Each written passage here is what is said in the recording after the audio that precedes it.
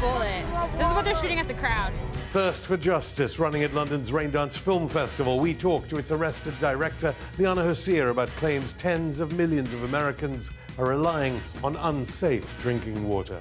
Well, WikiLeaks revealed to the world the dirty mining war in Africa, and tomorrow London's Raindance Film Festival screens Thirst for Justice. It reveals a catastrophic drinking water contamination crisis affecting millions in the most polluting country of all, the USA. The film's director, Leana Hosea, joins me now. Leana, welcome to Going Underground. So, even before we start talking about the film, which it happens in the film, we hear about it, you were arrested whilst making this film? Just tell me about the arrest before we get onto the issues in the film. Sure, I was arrested, yes, and I was very surprised about it because obviously I was in Wisconsin, America, so, you know, freedom of speech is in the Constitution, and it wasn't what I was expecting. I was filming a very small pipeline protest, and there was one man who had chained himself to the digger and about 15 other people who were sort of just holding placards. And but I was just, you know, I was there filming, and it's the Line 3 pipeline, which is built by Enbridge. Enbridge are the biggest pipeline company in North America. They were building this pipeline to go from the Bakken oil fields in Canada all the way down through Minnesota, Wisconsin, to meet up with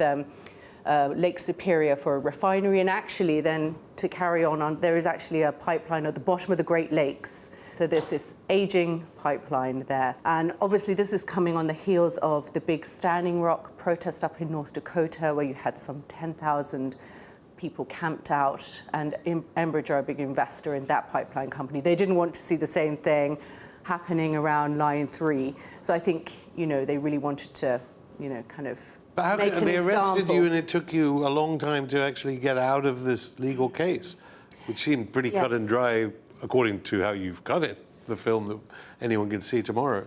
Yes, I mean, I was arrested. I said I was a journalist immediately.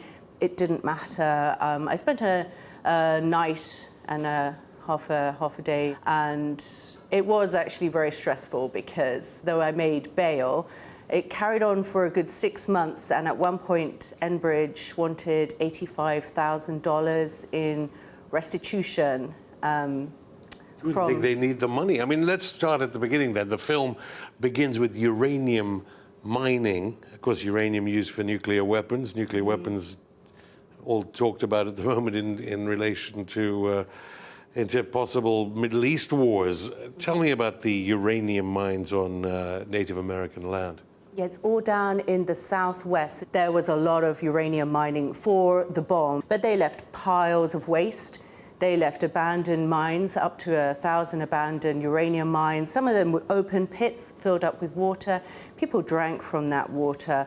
I think you say 1,300 abandoned uranium mines in Navajo land, 15,000 across the western USA. Why do you think we don't know? I mean, people know about Chernobyl, Fukushima.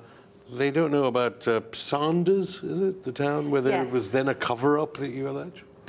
Well, the biggest spill by volume of radioactive material was in 1979, the Church Rock uranium mine spill up in New Mexico. And a lot of that radioactive material flowed down into Sanders. But, you know, and at the time, people were saying, you know, environmental experts and locals were saying, we need studies. You know, we need to track these people over time. And they were kind of labeled as, you know, anti-nuclear zealots or communists, and kind of everything was sort of quietened up and, everything's okay. I actually, you know, there are now, they've mapped out, at least the Environmental Protection Agency says 523 abandoned sites, but there's more than one mine at each site. And I went out with a Geiger counter, and I maxed out her Geiger counter at this one abandoned uranium mill in Cameron, which is actually near an entrance, main entrance to the Grand Canyon, where a lot of tourists go. But people live in these areas, you know, people are living around these areas. I'm presuming you are safe because you're right there, as you say, with the Geiger counter. I think one of the more interesting things about the film specifically, arguably, is that anyone thinking this is about the prejudice against Native American people, you connected up to class and, perhaps better known, the Flint, Michigan water contamination scandal. Right, yeah, I wanted to see if something else bigger was going on. So, when I heard about Flint, and I went and investigated there, I found a lot of the similar, and I followed my characters from the Navajo to Flint, and they found that they're facing the same kind of stonewalling in both Sanders and in Flint. Residents got together with scientists and proved what they knew all along, that their water was contaminated, but the authorities had similarly denying basically and stonewalling them. So they had to prove it themselves, and they proved it around the same time, though the Navajo have been suffering for a lot longer than I know there's residents another water crisis right now in New Jersey with sell-by date past water being handed out. Well, lead contamination in the water in Newark, in East Chicago. I also did a piece for The Intercept. It's in Pittsburgh, and in every place there seems to be this pattern playing down the problems. What happened in? When you actually talk about water bottle, prescriptioned water bottle, as if to only allow some people to have bottled water in the face of contaminated water. That was what the city officials in Flint, they wanted to stop handing out all this free bottled water. And so they suggested to the doctors in Flint, the physicians of Flint, and said, well, maybe not everyone needs bottled water. Maybe some people, need it more, like pregnant people. We can give them prescriptions for clean water, and then they can go down to those water collection points. And there's a line also in the film that the Colorado River, this has water resource implications for Las Vegas, for Los Angeles. Tell me about Standing Rock then, just finally, because it made arguably Hong Kong look like a picnic the way you've filmed it. Mm-hmm. What on earth was going on there? Rubber bullets, tanks, or armored personnel carriers? Well, basically, over a period of almost a year, you had, they call themselves water protectors, and they camped out in the path of the pipeline to stop the pipeline.